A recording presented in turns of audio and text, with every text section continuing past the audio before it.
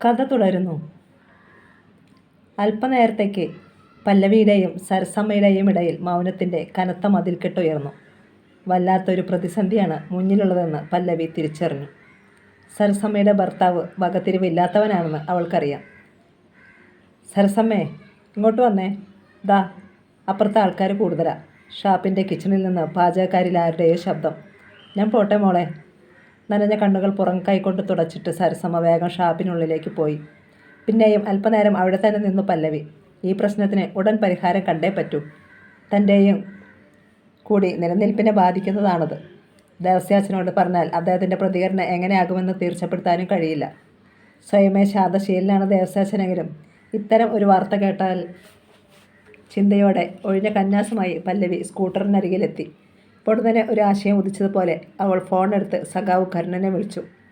പെട്ടെന്ന് തന്നെ അയാൾ ലൈനിൽ വന്നു. സഖാവ് എവിടെയാ? എനിക്ക് അർജൻറ്റായി കാണണം, അവൾ അറിയിച്ചു. ഞാനിപ്പോൾ നിൻ്റെ കടയിലുണ്ട് മോളെ. അയാളുടെ മറുപടി കേട്ടപ്പോൾ അവൾക്ക് സന്തോഷമായി. എങ്കിൽ ദേ ഞാൻ എത്തി. അവൾ സ്കൂട്ടറിൽ കയറി 2 മിനിറ്റ് കൊണ്ട് കടയ്ക്ക് മുന്നിൽ ചെന്നു. ഭാനുമതിയുമായി സംസാരിച്ചു കൊണ്ടിരിക്കുകയായിരുന്നു കരുണൻ. സഖാവേ, ചെന്നപാടെ പല്ലവി പറഞ്ഞു. ഇപ്പോഴാ ആശ്വാസമായത്. ഭാനുമതിയെ മുഖമുയർത്തി. മറ്റാരും കടയിലില്ലായിരുന്നു. വല്യമ്മ കൂടി കാര്യം അറിയുന്നതിൽ തെറ്റില്ലെന്ന് അവൾക്ക് തോന്നി. അടുത്ത് ആരുമില്ലെങ്കിലും ശബ്ദം താഴ്ത്തിയാണ് പല്ലവി സംഗതി വിശദീകരിച്ചത്. കരുണനും ഭാനുമതിയും ഞെട്ടിപ്പോയി. ആ കുലദ്രോഹി രണ്ടും കൽപ്പിച്ചാണല്ലോ. ഭാനുമതിയുടെ രോഷം പൂണ്ട ശബ്ദത്തിന് തീയുടെ ചൂട്. ഇതിന് മറ്റു മരുന്നൊന്നും വേണ്ട. നീ ഒരു ഓട്ടോ വിളിക്കടി, ഞാൻ പോകാം. അമിച്ചകരിക്ക് അവൻ്റെ ചെകിടത്ത് 2 എണ്ണം പൊട്ടിച്ചിട്ട് കാര്യം തീർത്തേക്കാം. അവർ കടയുടെ പടിയിൽ നിന്ന് എഴുന്നേറ്റു. അതൊന്നും വേണ്ട വല്യമ്മേ, ശരിയാവത്തില്ല. പിന്നെ ദത്തൻ അങ്കിളുടെ ദേഷ്യം സരസമ്മയോടാകും. മാത്രമല്ല, രാജപ്പൻ വിവരം പറഞ്ഞാൽ ആ പാവം സ്ത്രീയെ കൊന്നുകളയും. അവരുടെ കുഞ്ഞുങ്ങൾ അനാഥരായി പോവില്ലേ? പല്ലവി തടഞ്ഞു. കരുണൻ അയാളെ പിന്താങ്ങി. മോള് പറയുന്നതിലും കാര്യമുണ്ട്. കരുണൻ അവളെ പിന്താങ്ങി. എന്നാൽ ഇലയ്ക്കും മുള്ളിനും കേടില്ലാതെ ഈ വിഷയം തീർക്കുകയും വേണം. പറഞ്ഞുകൊണ്ട് കരുണൻ സ്റ്റൂളിൽ നിന്ന് എഴുന്നേറ്റു. സാരമില്ല, ഞാനൊന്ന് ആലോചിക്കട്ടെ. പരിഹാരമില്ലാത്ത കാര്യമില്ലല്ലോ. അയാൾ പെട്ടെന്ന് സൈക്കിളിൽ കയറിപ്പോയി. എന്നാലും ദത്തൻ ഇത് എന്തു ഭാവിച്ചാ? ഭാനുമതിയിൽ അമർഷം പുകയുകയായിരുന്നു. പല്ലവിക്ക് അതിന് ഉത്തരമില്ലായിരുന്നു. രാത്രി 9 മണി. സരസമ്മ പിടയുന്ന നെഞ്ചുമായി ബൈക്കിൻ്റെ ശബ്ദം കേൾക്കുന്നുണ്ടോ എന്ന് കാതോർത്തിരിക്കുകയാണ്. അവൾ ഷാപ്പിൽ നിന്ന് മടങ്ങി ചെല്ലും മുമ്പേ രാജപ്പൻ എത്തിയിരുന്നു. സരസമ്മയ്ക്കും കുട്ടികൾക്കും ഏതാനും പുതിയ ഡ്രസ്സുകളും വാങ്ങിയിട്ടുണ്ടായിരുന്നു. നീ ഇതൊക്കെയൊന്ന് എടുത്തു നോക്കിക്കോടി, എങ്ങനെയുണ്ടെന്ന് പലവട്ടം അയാൾ പറഞ്ഞു. ഞാനിത് നോക്കത്തുമില്ല, എനിക്കിതൊട്ട് വേണ്ടതാനും. അവൾ ടെക്സ്റ്റൈൽ ഷോപ്പിൻ്റെ കവറുകൾ തൻ്റെ അരികിൽ നിന്ന് തള്ളി നീക്കി. രാജപ്പൻ വല്ലാത്ത ഭാവത്തിൽ ചിരിച്ചു. അയാൾ നന്നായി മദ്യപിച്ചിരുന്നു. നിനക്ക് വേണ്ടെങ്കിൽ വേണ്ട. ഏതായാലും ദത്തൻ മുതലാളി പറഞ്ഞ കാര്യം ചെയ്യാതെ പറ്റത്തില്ല. എനിക്ക് വയ്യെന്ന് ഞാൻ ഇന്നലെ പറഞ്ഞതല്ലേ? സരസമ്മയ്ക്ക് ദേഷ്യവും സങ്കടവും ഒന്നിച്ചുണ്ടായി. അത് പോരെന്ന് ഞാനും പറഞ്ഞതല്ലേ? എടി ഭാര്യയെ, ഒന്ന് ചീഞ്ഞെങ്കിലേ മറ്റൊന്നിന് വളമാകത്തുള്ളെന്ന് നീ കേട്ടിട്ടില്ലേ? അത്രയേ ഉള്ളൂ. അങ്ങനെ മറ്റുള്ളവർ ചീഞ്ഞിട്ട് എനിക്ക് നന്നാവണ്ട. അതൊക്കെ നിൻ്റെ ഇഷ്ടം. അന്ത്യവാചകം പോലെ പറഞ്ഞിട്ട് രാജപ്പൻ എഴുന്നേറ്റ് വാതിൽക്കൽ പോയി റോഡിലേക്ക് നോക്കി നിന്നു. പക്ഷേ മുതലാളി ഇന്ന് വരുമ്പം പറ്റത്തില്ലെന്നൊരു വാക്ക് നിൻ്റെ നാവിന്ന് വീണാൽ. അയാൾ പിന്തിരിഞ്ഞ് മേശയുടെ അടിയിൽ ഒളിപ്പിച്ചു വെച്ചിരുന്ന ഒരു ചെറിയ കറുത്ത കന്നാസ് എടുത്ത് കാണിച്ചു. ഇതിലെന്താണെന്ന് നിനക്കറിയാമോടി? പെട്രോൾ. നീ പറ്റത്തില്ലെന്ന് പറയുന്ന സെക്കൻഡിൽ ഞാനിത് വീട്ടിലും നിൻ്റെ പിള്ളേരുടെ തലവഴി എടുത്തൊഴിക്കും. പിന്നെ രാജപ്പൻ ഷർട്ടിൻ്റെ പോക്കറ്റിൽ നിന്ന് തീപ്പെട്ടി എടുത്ത് കാണിച്ചു. ഇതിൽ നിന്ന് ഒരു കൊള്ളി ഉരച്ച് ഒറ്റയേർ മതി, സർവ്വതും ഭസ്മം. രാജപ്പൻ ക്രൂരമായി ചിരിച്ചു. കിടുങ്ങി വിറച്ചുപോയി സരസമ്മ. രാജപ്പൻ കന്നാസ് തൻ്റെ കാൽക്കീഴിൽ തന്നെ വച്ചുകൊണ്ട് കസേരയിലിരുന്നു. ഈ വിവരം പല്ലവിയൊന്ന് വിളിച്ചറിയിക്കണം എന്നുണ്ടായിരുന്നു സരസമ്മയ്ക്ക്. പക്ഷേ രാജപ്പൻ അവിടെയുള്ളതിനാൽ അവൾക്കതിന് കഴിഞ്ഞില്ല. അതേസമയം അമിച്ചക്കരിയിൽ നിന്ന് ബൈക്കിൽ വന്ന ദത്തൻ AC റോഡിലേക്ക് പ്രവേശിക്കുകയായിരുന്നു. അവിടെ പാലത്തിനരികിൽ സിഗരറ്റ് വലിച്ചുകൊണ്ടിരുന്ന ഒരാൾ പെട്ടെന്ന് സെൽഫോൺ എടുത്ത് ആരോടോ വിവരം പറഞ്ഞു. AC റോഡിലൂടെ 5 മിനിറ്റ് യാത്ര ചെയ്ത ദത്തൻ ഇടത്തേക്കുള്ള ചെറിയ റോഡിലേക്ക് ബൈക്ക് തിരിച്ചു. റോഡ് വിജനമായിരുന്നു. ഇരുവശത്തുമുള്ള പച്ചത്തഴപ്പാർന്ന നെൽച്ചെടികളെ വെളിച്ചം തൊട്ടുഴഞ്ഞു. എതിരെ ഒരു കാറോ ടെമ്പോയോ വന്നാൽ സൈഡ് കൊടുക്കുവാൻ പോലുമുള്ള വീതിയിലായിരുന്നു റോഡിന്. ദത്തൻ ഏതാണ്ട് 1/2 കിലോമീറ്റർ സഞ്ചരിച്ചു കാണും. ആ ഭാഗത്ത് വീടുകളൊന്നുമില്ല. പൊടുന്നിനെ എതിരെ വരുന്ന ഒരു വാഹനത്തിൻ്റെ ഹെഡ്ലൈറ്റുകൾ കണ്ടു. നാശം. ദത്തൻ ബൈക്ക് പരമാവധി സൈഡ് ഒതുക്കി നിർത്തി. അടുത്തു വരുന്ന വാഹനത്തിൻ്റെ ഹെഡ്ലൈറ്റുകളുടെ അകലം നോക്കി അത് ഒരു ജീപ്പാണെന്ന് ദത്തൻ മനസ്സിലാക്കി.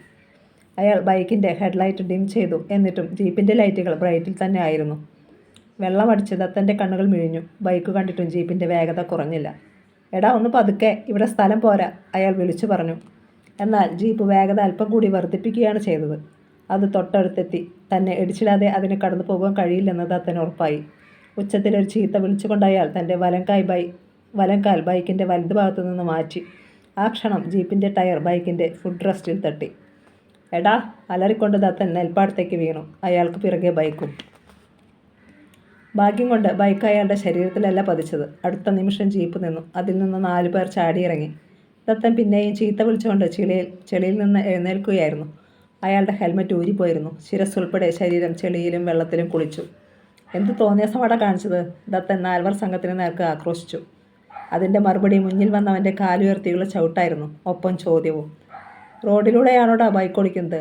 ദത്തൻ അമ്പരന്നു. വീണ്ടും പാടത്തേക്ക് വീണ അയാൾ വായിലെ ചെളി തുപ്പിക്കളഞ്ഞു. പിന്നെ നിൻ്റെ അമ്മയുടെ നെഞ്ചത്ത് കൂടിയാണോടാ വണ്ടി ഓടിക്കേണ്ടത്? ഓഹോ, നീ അമ്മയ്ക്കും പറയും അല്ലേടാ? ഇത്തവണ ചീറിക്കൊണ്ട് 4 പേരും ചേർന്ന് അയാളെ ചുറ്റും നിന്ന് മർദ്ദിക്കാൻ തുടങ്ങി. ദത്തൻ നിലവിളിച്ചു. ഞാൻ ആരാണെന്ന് അറിയാമോടാ? അറിഞ്ഞിട്ട് എന്തിനാടാ പുല്ലേ? നീ നിൻ്റെ ഭാര്യയെ ഞങ്ങൾക്ക് കെട്ടിച്ചു തരുമോ? അതോ പൊറോട്ടയും മട്ടൻ ചാപ്സും ലിക്കറും വാങ്ങിത്തരുമോ? അയാൾ ചോദിച്ചു. ചേറിൽ കുളിച്ചതിനാൽ അവർക്ക് തന്നെ മനസ്സിലായിട്ടില്ലെന്ന് കരുതി ദത്തൻ. എടാ ഞാൻ ദത്തൻ മുതലാളിയാടാ. ഏത് കോപ്പനായാലും ഞങ്ങൾക്കെന്താടാ? ഏതായാലും ഞങ്ങളുടെ അമ്മയ്ക്ക് പറഞ്ഞവന് പറ്റിയ സമ്മാനം തരാതെ പോയാൽ ശരിയാവത്തില്ലല്ലോ. അവർ ദത്തനെ റോഡിലേക്ക് വലിച്ചു കയറ്റി. നടക്കടാ. എടാ, എൻ്റെ ബൈക്ക്, ദത്തൻ പറഞ്ഞു. നിൻ്റെ പിന്നെ കേട്ടത് അറപ്പുളവാക്കുന്ന തെറിയാണ്. ഇനി നീ മിണ്ടിയാൽ ഞങ്ങളുടെ തനി സ്വഭാവം നീ അറിയും. അല്ലെങ്കിൽ കണ്ണടച്ച് വായും പൂട്ടി മിണ്ടാതിരുന്നാണോ അവരുടെ താക്കീത്. അതോടെ ദത്തന് മനസ്സിലായി ഇത് അറിഞ്ഞുകൊണ്ട് അവർ ഉണ്ടാക്കിയ ഒരു ഇഷ്യൂ ആണെന്ന്. അവർ ഏതോ കൊട്ടേഷൻ ടീമാണ്.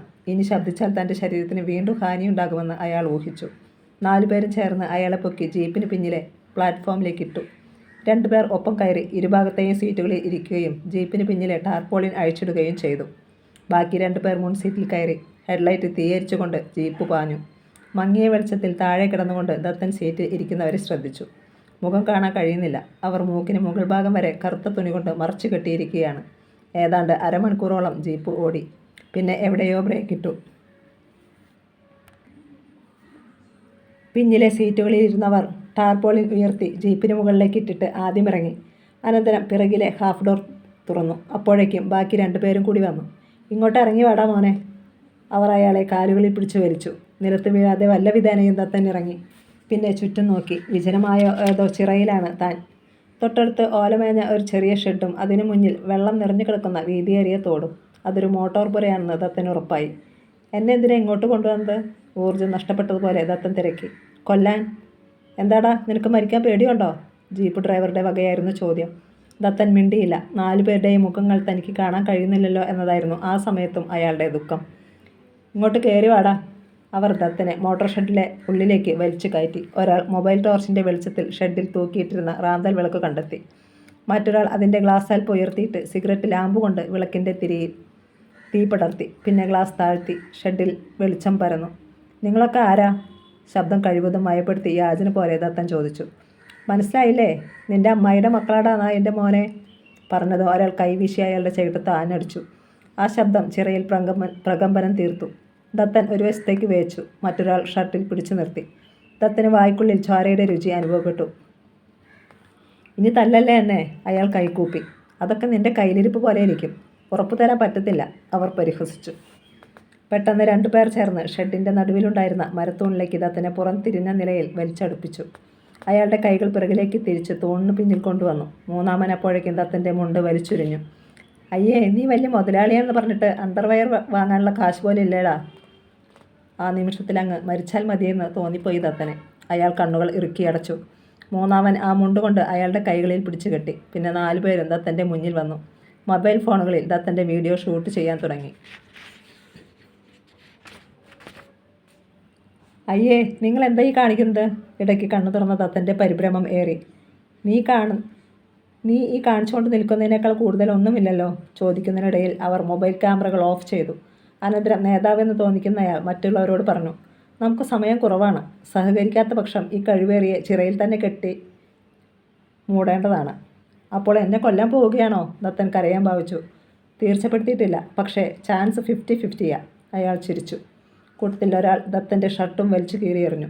ഇപ്പോൾ ദത്തൻ്റെ ശരീരത്തിൽ നൂലിൻ്റെ ഒരു അംശം പോലുമില്ല. മൂന്നാമൻ അയാളുടെ കഴുത്തിൽ നിന്ന് കട്ടിയുള്ള സ്വർണ്ണ ചെയിൻ ഊരിയെടുത്തു. നാലാമൻ തൂണിന് പിറകിൽ നിന്ന് അയാളുടെ ബ്രേസ്ലെറ്റും മോതിരങ്ങളും. എൻ്റെ ഭാര്യ വിവാഹത്തിന് എനിക്കിട്ട റിങ് ഊരല്ലേടാ, ദത്തൻ യാചിക്കുകയാണ്. ഓ, അതായിട്ട് ഇനി ബാക്കി വെച്ചിട്ട് എന്തിനാടാ കൂവേ? അല്ലേ തന്നെ നീ ഇനി ഭാര്യയെ കാണുമെന്ന് എന്തോ ഉറപ്പ്? നാലാമൻ താൻ ഊരിയെടുത്ത ആഭരണങ്ങൾ കൂടി മൂന്നാമനെ ഏൽപ്പിച്ചു. അപ്പോൾ ഒരു ഫോണിൻ്റെ ശബ്ദം കേട്ട് 4 പേരും സംശയത്തോടെ തിരിഞ്ഞു. ഊരിയെറിഞ്ഞ ദത്തൻ്റെ ഷർട്ടിനുള്ളിൽ ഒരു വെളിച്ചം മിന്നുന്നത് അവർ കണ്ടു. കോപ്പ്. ഒരാൾ കുനിഞ്ഞ് ഷർട്ടിൻ്റെ പോക്കറ്റിൽ നിന്ന് ആ ഫോൺ എടുത്തു നോക്കി. Wife calling. ഓ, നിന്നെ കാണാഞ്ഞ് പെണ്ണുമ്പിള്ള പുളയ്ക്കുകയാണല്ലോടാ, ചോദിച്ചതും അയാൾ ഫോൺ ഓഫ് ചെയ്ത് നെൽപ്പാടത്തേക്ക് വലിച്ചെറിഞ്ഞു.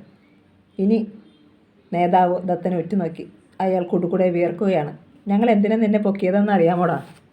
ഇല്ല, ദത്തൻ ചുണ്ടനക്കി. നിന്റെ ഷാപ്പിൽ വരുന്നവരെയൊക്കെ നീ തല്ലുമോടാ? പാട്ടുപാടിയാൽ? ദത്തൻ്റെ കണ്ണു തള്ളി. അതൊന്നും നിനക്ക് ഓർമ്മയില്ലേ? ദത്തൻ മിണ്ടിയില്ല. അയാൾ ചിന്തിക്കുകയായിരുന്നു. പാട്ടുപാടിയതിനും ബഹളം ഉണ്ടാക്കിയതിനുമൊക്കെ പലരെയും തങ്ങൾ തല്ലിയിട്ടുണ്ട്. നേതാവ് തുടർന്നു. സംഗതി കുറച്ച് പഴയ കേസാ. അന്ന് തൊട്ടേ നിന്നെ ഞങ്ങൾ സ്കെച്ച് ചെയ്തതാ. അവസരം കിട്ടിയതെന്നാണ്. ഇന്നലെ ഞങ്ങൾ ലേറ്റായിപ്പോയി, അല്ലെങ്കിൽ ഇന്നലെ തന്നെ സമ്മാനം തന്നേനെ. ദത്തന് നാവനങ്ങിയില്ല. ഗൗതം എന്ന കഴിവേറിയല്ലാതെ നിനക്ക് വേറൊരു മോൻ കൂടിയുണ്ടല്ലേടാ? ഉണ്ട്, അയാൾ സമ്മതിച്ചു. അവനെവിടെയാ? വിദേശത്താ. അവൻ്റെ ഭാഗ്യം. പക്ഷേ ഗൗതം, അവൻ്റെ ആയുസ് കാലൻ്റെ കണക്ക് പുസ്തകത്തിൽ ഏതാണ്ട് തീർന്ന അവസ്ഥയാ. നിങ്ങൾ എന്നെ വെറുതെ വിട്ടാൽ നിങ്ങൾ ചോദിക്കുന്നത് എന്തും ഞാൻ തരാം. ദത്തൻ അവരെ പ്രലോഭിപ്പിക്കുവാൻ ശ്രമിച്ചു. ഓ, ഞങ്ങൾക്ക് വേണ്ടതൊക്കെ ഞങ്ങൾ എടുത്തു കഴിഞ്ഞല്ലോ സ്വർണമായിട്ട്. ഇനി കൂടുതൽ കിട്ടിയാൽ ഞങ്ങളും നിന്നെ പോലെ അഹങ്കാരികളായി പോകും. അത് വേണ്ട. ഇനി എന്തു പറയണമെന്ന് അറിയില്ല ദത്തന്. പുഞ്ചപ്പാടത്ത് നിന്ന് വീശി വന്ന കാറ്റിൽ ഷെഡിൽ തൂക്കിയിരുന്ന റാന്തൽ വിളക്ക് മെല്ലെ ആടി. എല്ലാവരും വീണ്ടും ഫോണുകളിലെ ക്യാമറകൾ ഓൺ ചെയ്തു. ഇനി പറഞ്ഞോ, നീ ഇപ്പോൾ എവിടെ പോവുകയായിരുന്നു? ഒരു സുഹൃത്തിൻ്റെ അടുത്ത്. സുഹൃത്തിൻ്റെ പേരില്ലേ? കുമാർ, അയാൾ പറഞ്ഞു. കുമാറോ? അയാളുടെ വീട്ടുപേരും അഡ്രസ്സും പറയടാ. സത്യമാണെന്ന് ഞങ്ങൾ ഇപ്പോൾ തന്നെ അന്വേഷിക്കും. ദത്തൻ പതറി. അവർ ക്യാമറകൾ ഓഫാക്കി. തുടർന്ന് രണ്ടാമൻ ഇരു കൈകളും വീശി ദത്തൻ്റെ കാതുകൾ ചേർത്ത് ആഞ്ഞടിച്ചു. ദത്തൻ്റെ കാതുകൾക്കുള്ളിൽ വണ്ടുകളുടെ മുരൾച്ച. ഞങ്ങൾ പുതിയ ശിക്ഷാരീതികൾ പരിശോധിക്കാൻ തുടങ്ങുകയാ. ഇടയ്ക്ക് വെച്ച് നിർത്താൻ പറഞ്ഞാൽ നടക്കത്തില്ല. മുഴുവൻ പൂർത്തിയാക്കിയിട്ടേ അടങ്ങൂ.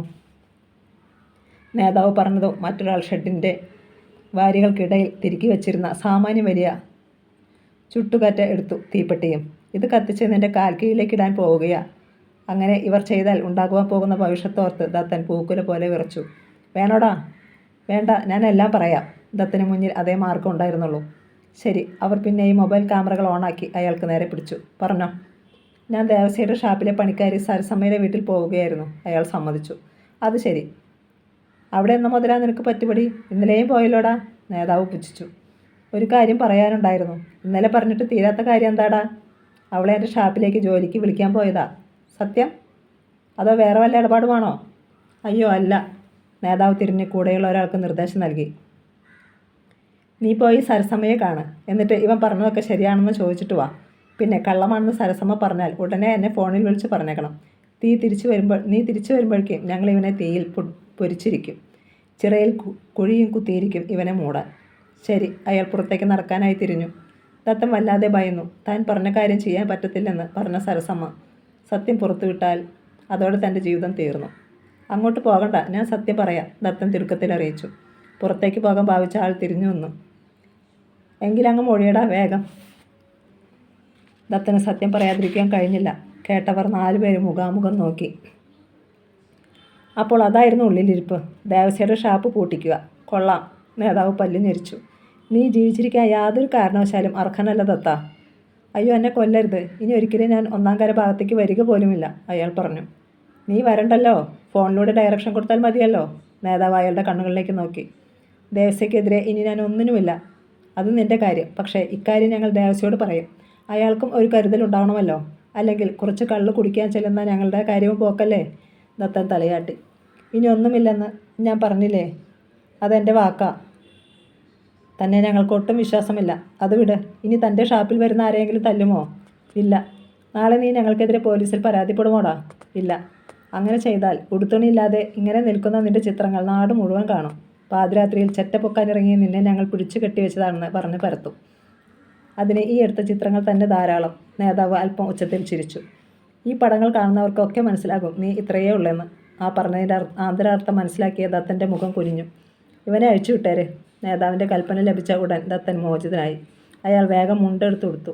കീറിപ്പോയ ഷർട്ടും ധരിച്ചു. അപ്പോൾ ഗുഡ് നൈറ്റ് 4 പേരും പുറത്തിറങ്ങി ജീപ്പിൽ കയറി. എടാ, എന്നെ കൂടി കൊണ്ടുപോ. ദത്തൻ പിറകെ ചെന്നു.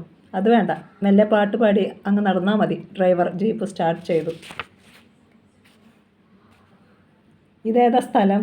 നേരം വെളുക്കുമ്പോൾ മനസ്സിലാകും. ജീപ്പിൻ്റെ ചക്രങ്ങൾ മുന്നോട്ടുരുണ്ടു. ദത്തൻ അതിൻ്റെ നമ്പർ പ്ലേറ്റിലേക്ക് നോട്ടം നട്ടു. എന്നാൽ അതിൽ ചെളിവാരി തേച്ചിരിക്കുകയായിരുന്നു. ആരെയെങ്കിലും വിളിച്ച് സഹായം തേടണമെങ്കിൽ ഫോണുമില്ല. സ്വയം ശപിച്ചുകൊണ്ട് ആരോടൊക്കെയുള്ള പക കടിച്ചമർത്തി അയാൾ ജീപ്പിന് പിന്നിലെ ചുവന്ന വെളിച്ചം അകന്നു പോകുന്ന ദിക്കിലേക്ക് നടന്നു. അർദ്ധരാത്രി കഴിഞ്ഞു. വീട്ടിൽ പല്ലവി ഉറങ്ങിയിട്ടില്ല. സഖാവ് കർണൻ്റെ ഒരു ഫോൺ കോൾ അവൾ പ്രതീക്ഷിച്ചിരുന്നു. ഉറക്കം കൺപോളകളെ തഴുകുകയാണ്. പെട്ടെന്ന് സൈലൻറ്റിൽ കിടന്നിരുന്ന ഫോൺ ഇരമ്പി. അവൾ പെട്ടെന്ന് അതെടുത്തു. കരുണൻ വിളിക്കുകയായിരുന്നു. റിസീവിംഗ് ബട്ടൺ പ്രസ് ചെയ്ത തിടുക്കത്തിൽ അവൾ ഫോൺ കാതിലമർത്തി. സഖാവേ, അടക്കിയ ഒച്ചയിൽ വിളിച്ചു. സംഗതി നടന്നു. ഇനി പേടിക്കാനൊന്നുമില്ലെന്ന് നാളെ സരസമ്മയോട് പറഞ്ഞേരെ. കരുണൻ്റെ ശബ്ദം. അയാൾക്ക് സരസമ്മ ചേച്ചിയെ സംശയം ഉണ്ടാകില്ലേ? ഇല്ല, ഇത് വേറൊരു രീതിയിലാണ് ഡീൽ ചെയ്തത്. അതുകൊണ്ട് ട്രാക്ക് മാറ്റിയേ ദത്തിന് ചിന്തിക്കാൻ കഴിയൂ. പല്ലവിക്ക് ആശ്വാസമായി. താങ്ക് യു സഖാവേ. ഒന്ന് ചിരിച്ചിട്ട് കരുണൻ കോൾ മുറിച്ചു. പുലർച്ചെ 4 മണി. അമിച്ചകരിയിലെ ദത്തൻ്റെ വീടിൻ്റെ ഗേറ്റ് കടന്ന് ഒരു ഓട്ടോ പോർച്ചിന് സമീപം വന്നു നിന്നു. ചെളിയിൽ കുതിർന്ന വസ്ത്രങ്ങളുമായി അതിൽ നിന്നിറങ്ങിയ ദത്തൻ ഓട്ടോ ഡ്രൈവറോട് പറഞ്ഞു, 1 മിനിറ്റ്. പിന്നെ അയാൾ സിറ്റൗട്ടിൽ കയറി കോളിംഗ് ബെൽ അമർത്തി. അല്പം കഴിഞ്ഞപ്പോൾ വാതിൽ തുറക്കപ്പെട്ടു. ചന്ദ്രിക മുന്നിൽ നിൽക്കുന്ന ഭർത്താവിനെ കണ്ട് അവൾ അമ്പരന്നു. ഇതെന്നാ പറ്റിയതാ? ഹോ, എന്തൊരു നാറ്റം. അവൾ മൂക്കുപൊത്തി. പറ്റിയതല്ലടി, പറ്റിച്ചതാ നീ ഒരുത്തി.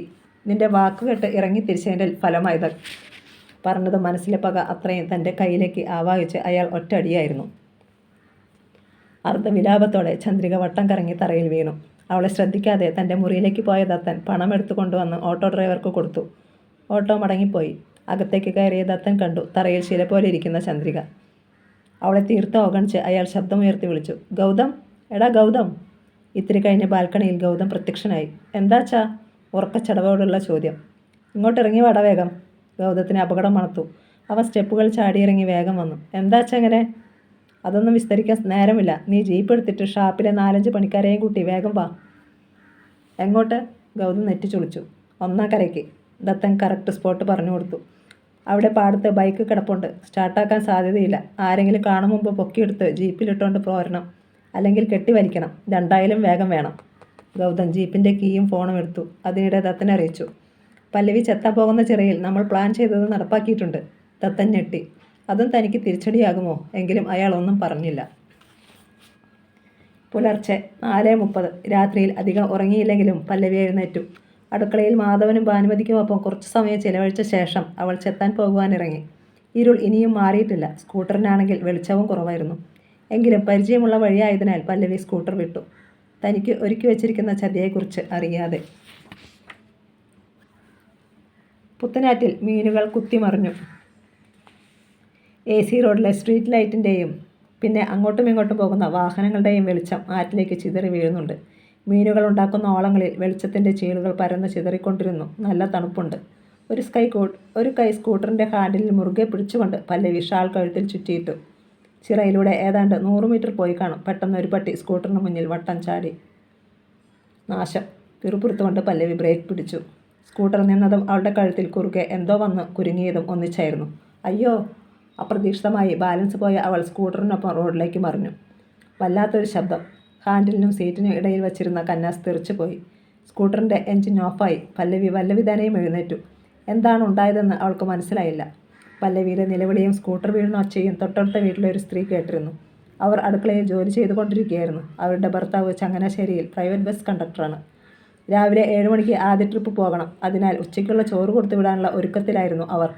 റോഡിൽ ആരോ നിലവിളിച്ചു. എന്തോ വീഴുന്നതും കേട്ടു. നിങ്ങളൊന്ന് നോക്കിയേ, അവർ ഭർത്താവിനോട് പറഞ്ഞു. ആ മനുഷ്യൻ ടോർച്ചുമായി റോഡിലേക്ക് വന്നു. അപ്പോഴേക്കും പല്ലവി എഴുന്നേറ്റ് കഴിഞ്ഞു. വലത് കൈയിലെ നീറ്റലുള്ള ഭാഗത്ത് തടവി നോക്കുകയായിരുന്നു അവൾ. വീണ് കിടക്കുന്ന സ്കൂട്ടറിലും പല്ലവിയിലും ടോർച്ചിൻ്റെ വെളിച്ചം പതിഞ്ഞു.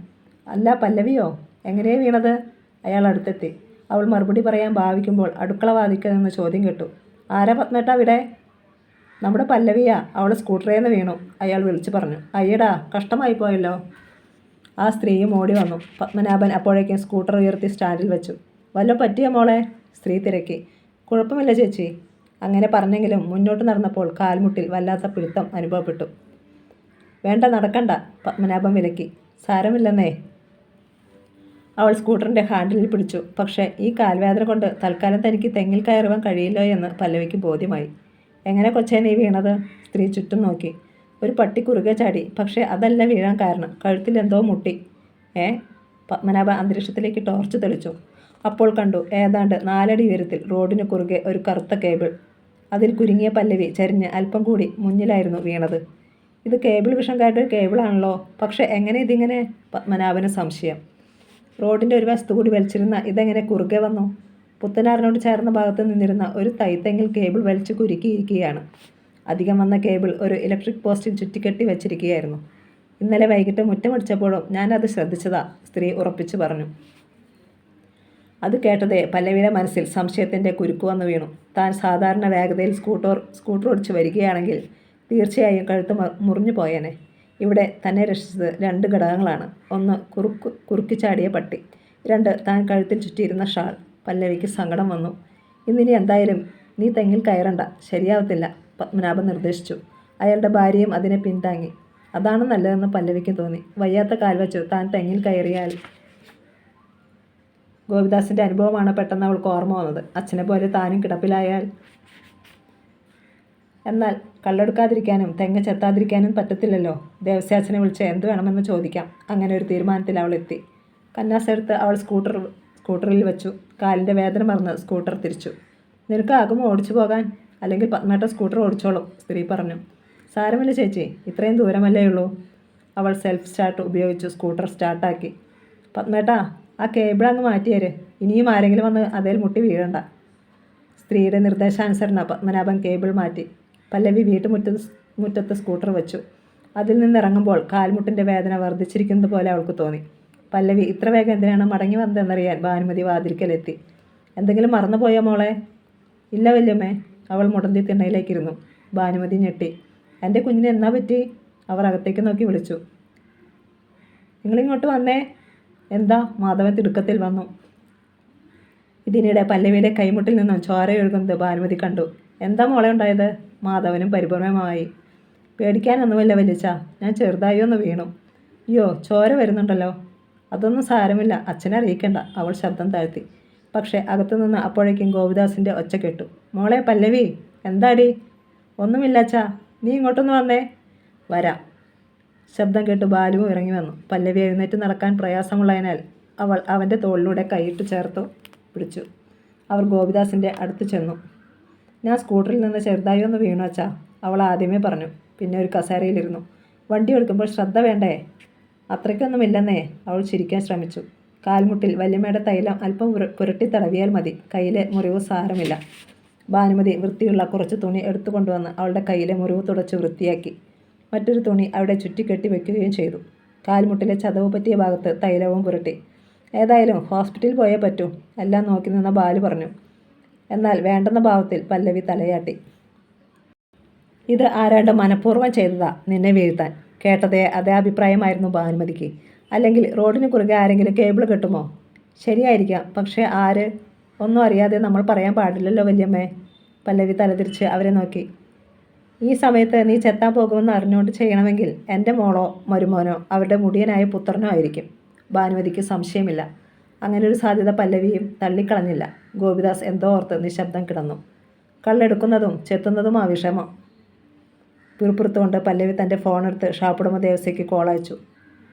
വേഗം അയാളെ ലൈനിൽ കിട്ടി. അവൾ കാര്യം പറഞ്ഞു. സാരമില്ല പല്ലവി, ദേവസ്യ ആശ്വസിപ്പിച്ചു. മറ്റുള്ളവർ കള്ളും കൊണ്ടുവരട്ടെ, അവരെ മുഴുവനും ഞാൻ അങ്ങോട്ട് അയച്ചോളാം. അപ്പോൾ വേഗം പണി തീരും. ഏതായാലും കാൽ ശരിയാകാതെ നീ തെങ്ങിൽ കയറണ്ട. ശരി അച്ചായ. പല്ലവിക്ക് അല്പം ആശ്വാസമായി. ആ നേരത്ത് ഭാനുമതി തൻ്റെ പഴയ ഫോണെടുത്ത് ദത്തൻ്റെ നമ്പറിലേക്ക് വിളിച്ചു. ആദ്യത്തെ ബെല്ലിന് തന്നെ അയാൾ കോളെടുത്തു.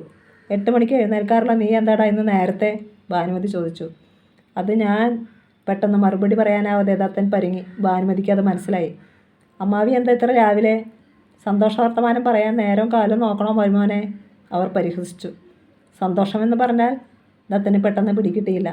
നിന്റെ പദ്ധതി വിജയിച്ചടാ. എൻ്റെ കൊച്ചിനെ വീഴ്ത്തിയപ്പോൾ നിനക്ക് തൃപ്തിയായല്ലോ അല്ലേ? അപ്പുറത്തെ നിശബ്ദത. അടുത്ത നിമിഷം കോൾ മുറിഞ്ഞു. ഭാനുമതി കടപ്പല്ലമർത്തി. അവൻ ചെയ്യിച്ചതോ ആണ്. ആരോടുന്നില്ലാതെ ഭാനുമതി പറഞ്ഞു. കഥ തുടരും.